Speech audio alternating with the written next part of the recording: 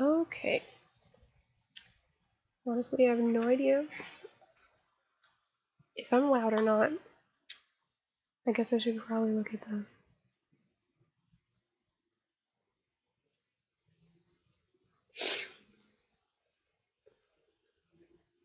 I'm gonna go ahead and wait a few minutes before I start talking about like what's going on. So if you're watching this like in the future, just kind of skip a minute or two. Also waiting to see if anybody actually watches. So you know, I have no idea how loud I'm being. Honestly, you guys are just gonna look at this weird live dashboard thing. Probably tell that I made an entire Gmail account for Amnesty. I'm gonna start using that for like contact stuff. Wow, somebody's watching. Wow. Okay. Yeah, this is just like a way better alternative to having the meeting just because everybody was having uh scheduling issues, which I get because it's a totally busy time of the year. Okay, well, I guess I should just jump into it because I think everything's working. Nobody said anything terrible, like that you can't hear me or that I'm being too loud. Hopefully. I don't know. But anyway, okay. So basically, I'm gonna just kind of start out with the basic information about Amnesty. Okay, good. If you've already been through, or you were in Amnesty last year or anything like that, you probably have already heard this, and it's gonna be a big, like, I don't know, repeat of what you already know. But it might be good to have like a little refresher. Um, so our club is basically Amnesty International. Amnesty International is a human rights group in the United States and abroad, hence the international. But basically, it was started by a man named Peter Benenson, who he wrote a newspaper kind of article letter to the government of two Spanish individuals who were arrested for protesting at some student thing. But basically, he started by writing this letter. It grew really big. People were like, wow, what a cool guy. I'm doing such really great things. And it developed into this giant organization, Amnesty International. Obviously, Amnesty doesn't just write letters like that one guy. We do a lot more. It's a grassroots organization, so that means that it's run by us. The people who make up all of the organization are little groups, like student groups. There can be groups in towns, stuff like that. I'm not going to go too deep into this, hopefully, because I know it's a lot and it's not necessarily super important information. Um, but some of you may not know what human rights are exactly. You probably think of civil rights like, oh, voting and stuff like that, but human rights is different. It was actually created by the United Nations. It's an actual document called the Universal Declaration of Human Rights. It's created in 1948. But basically, it is 30 different articles that describe things that every human should have the access to. I don't know if you can read any of this because it's really small, and unless you're watching it like full screen on a laptop, it's probably hard to see. But it's basically all 30 human rights. We can talk about that like more in depth if you really want to in another meeting. But I don't really think that you guys want to hear every single one of them. But basically, what Amnesty does with human rights and stuff, we already talked about how Peter Benenson started writing letters and kind of articles. We still do that. It's called Right for Rights. We do it in December. Basically, Amnesty comes up with 6 or 7 prisoners of conscience, which are people who were imprisoned for their beliefs or their activism. And we write letters to their governments to release them or treat them fairly, stuff like that.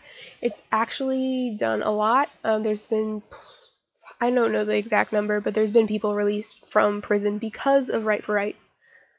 Amnesty also does a little bit of protest stuff, a lot of awareness, which we will kind of do this semester, probably more next semester than this semester, but we definitely will be doing awareness stuff.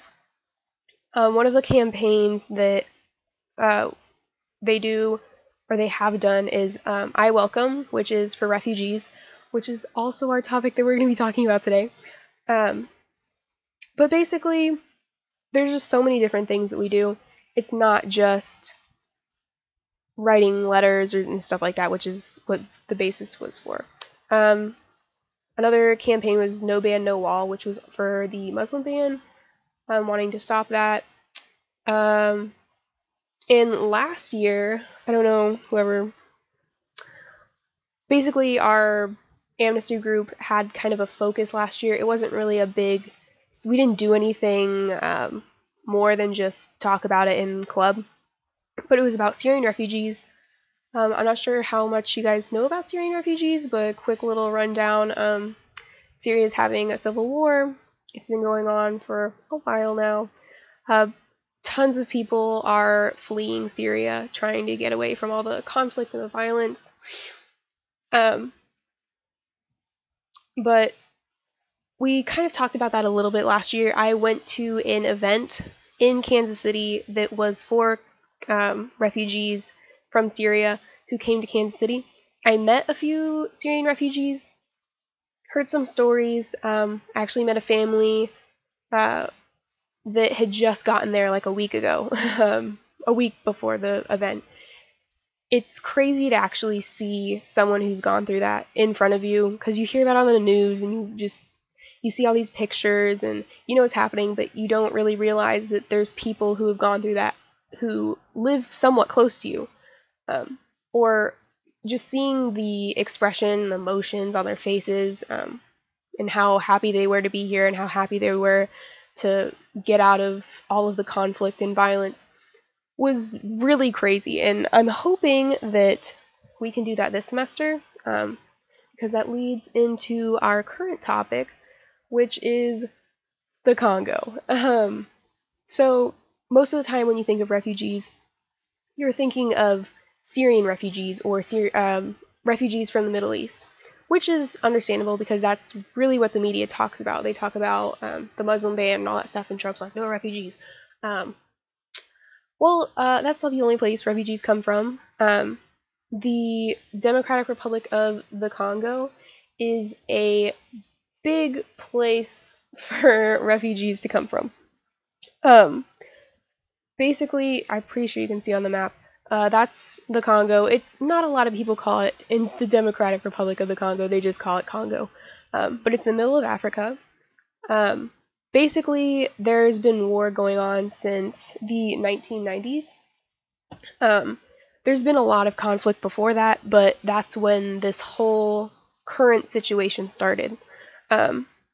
Basically, there was a genocide in Rwanda, which it's super hard to see on this map because it's hard to show where Congo is and Rwanda because Rwanda is so small. It's like this tiny little baby country to the east, and it's really small. Basically, there's a genocide there.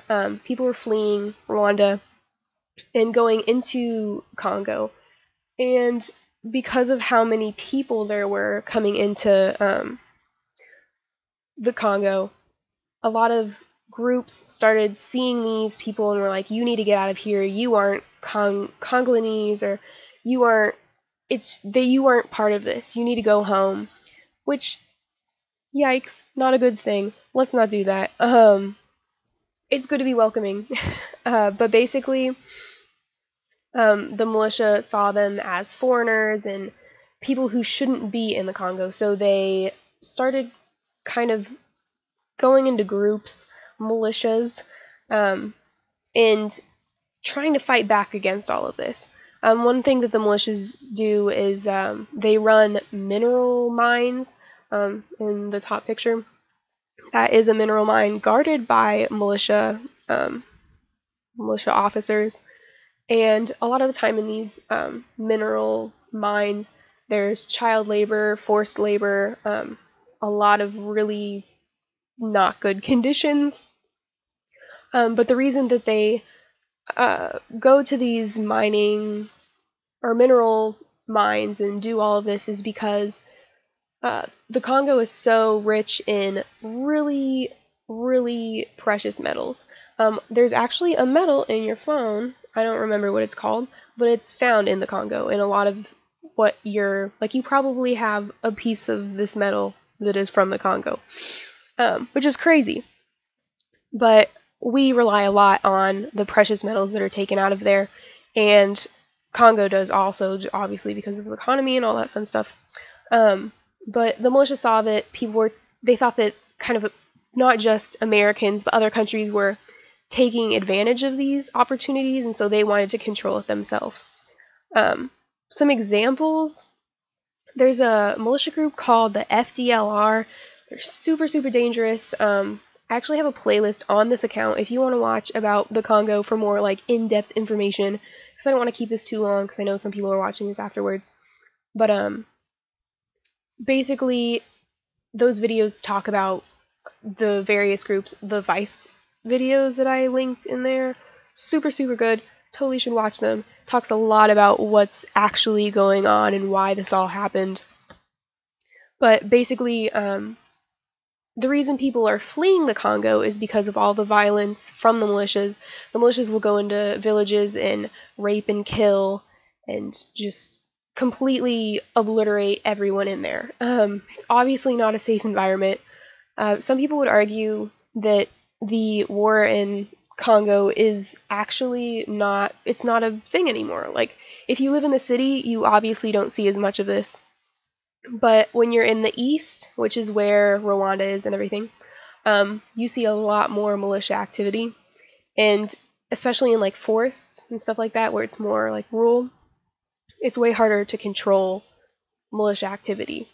But one of the like cities that is a pretty big place for violence and a source of conflict is, I believe it's called Goma.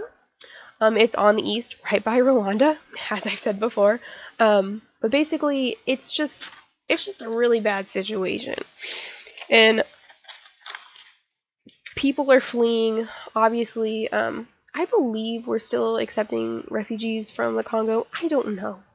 I've tried to keep up to date with all that stuff, but there's so much legislation going on with like refugees in general.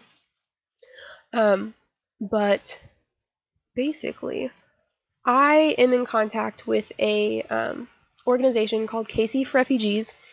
It's a super cool organization started by the lady in the picture on the left, Sophia Khan. She's super nice.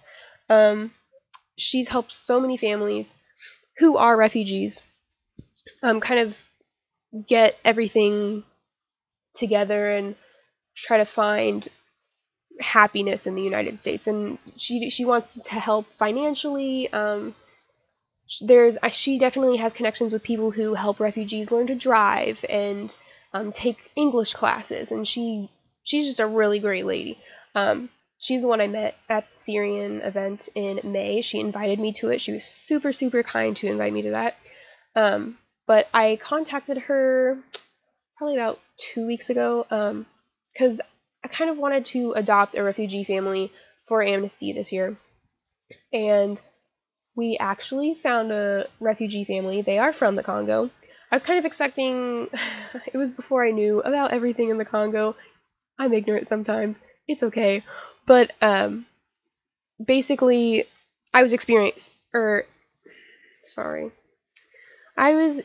a Syrian family, but I'm super happy because either way, we're going to help somebody during the Christmas holiday. Basically, I don't know a lot about the family right now. I haven't been able to get any information, but Sophia Khan is going to be going to the family on Friday, collecting their wish lists and everything. It's going to be for Christmas, so we're going to have a bunch of stuff in December going on. But basically, all I know about them is they are Christian. They're from the Congo, obviously. They live somewhere in the Kansas City area, and they have a blind father. That's literally all I know. I'll definitely tell you guys when I know more, but obviously right now that's not gonna be a thing. Um, Basically, we're doing it for Christmas, obviously, but I kind of wanted to make it in December also because Human Rights Day, December 10th, great day. That's when the UDHR was Universal Declaration of Human Rights was ratified. It's a cool day to celebrate. We're probably gonna do something fun for that. But we're also gonna be pretty busy because of all of this um, adopting a family thing. So the first question I had asked myself when I was talking about adopting this family was how the heck are we going to pay for that? Obviously, I don't know how many people are in the family, so kind of hoping it's a smaller side, like on the smaller side, because yikes, it's hard to raise a lot of money. But no matter what, we're going to do it. It's going to be fine. Don't worry about it. But basically, I've set up a fundraiser that we're going to be doing on December 3rd. At this cool painting therapy place called Uncorked. It's here in Topeka. I don't really know. I'm trying to think of where it's at. But basically, it's wow. I don't know where it is actually. I think it's by Big Lots. I don't know if that makes any sense. I don't know roads. I don't know streets. I don't drive. Um, but basically, they're being super kind and letting us do a fundraiser there. Each person will register for this painting session. In case you don't know, this is like you show up, they give you a canvas and paint, and you paint whatever, or you paint like something that they have there. I'm not sure what the setup's going to be yet, but in case you're wondering why there's a wine glass, it's because a lot of people drink wine here, but don't worry, we're not going to because we're not 21, and that's not a no. So basically it's going to be $30 per person, which I know sounds like a lot of money, but you honestly get so much, and that's cheaper than their normal prices. So that's actually a really good thing for us right now. And it's not going to just be Shawnee Heights families. It can be literally anyone. I'm kind of hoping that we can advertise it in Noto, just because I know that there's a lot of art people in there who would definitely be willing to do this, especially if it was for a cause. Because obviously it's a fundraiser. But basically we get $10 back per person, and there's a max of about 60 people, so that's like $600 we're looking at, potentially, or more. It could be like $600 to $700 at its max. So that was like pretty much the best option I could think of right then and there. Like, I mean, obviously if you don't know me, I really like painting. It's a great thing. Awesome. Fun. I also know that this place is pretty popular, so, and I actually know people who would definitely be interested in doing that. I already have one person interested. That's pretty cool. But anyway, basically, that's the end of the presentation, but I kind of want to talk about the fact that the next few meetings that we're going to have are going to be talking a lot about this fundraiser, because I want to get it as good as possible. I want people to get signed up. I think I'm going to make flyers one of these days. I need to wait till the lady from Uncorked actually uploads the event onto her webpage so people can actually register for it. I know that people don't use QR codes, but I think we're going to put a QR code on the flyer and kind of go around either Noto or the mall or something like that, handing out these flyers. I'll figure out the legality situation with that. I don't know how to do that without it being like not allowed. I assume you just ask the people whose business you're in front of, but I don't know. We'll figure it out. It's fine.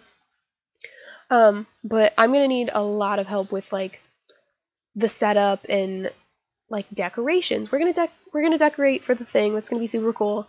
I was kind of thinking of doing mocktails since we're under 21 and none of us drink. Haha, funny joke. But I'm also going to need a lot of help with getting the word out, so eventually we're going to come up with like a sign up thing, or we're just going to talk to each other and try to figure out when people can meet at certain places so we can start giving out these flyers and getting people registered. But basically that's it. Like I'm super hopeful for all of this, because obviously I don't know if all of you know this, but I started this club last year. It's kind of like my little baby. I want it to do good things. I get kind of nervous sometimes because I feel like I don't do enough. But this is going to be a lot. We're going to literally help this family at Christmas. It's going to be great. But yeah, I feel like this is a lot more tangible. Like we can see the product of this, and it'd be a good like kind of start to the whole idea of amnesty in like in general. Because a lot of the time you say, oh, I wrote a letter, or I shared this thing that Amnesty posted, or I told someone about this, but you don't usually see the actual reward of it unless obviously someone gets released from prison or they like some craziness like that happens. But I don't know, I feel like this will be way more tangible and you'll be able to like feel good about yourself and the reason why you're doing what you're doing. And it's also a really good experience. So yeah, if you guys have any questions, definitely hit me up on the group chat, my dudes. I feel like I got this as short as I possibly could without like leaving a bunch of information out. But yeah, I guess I'll end this here. I hope you guys have a really great night. Okay, yeah.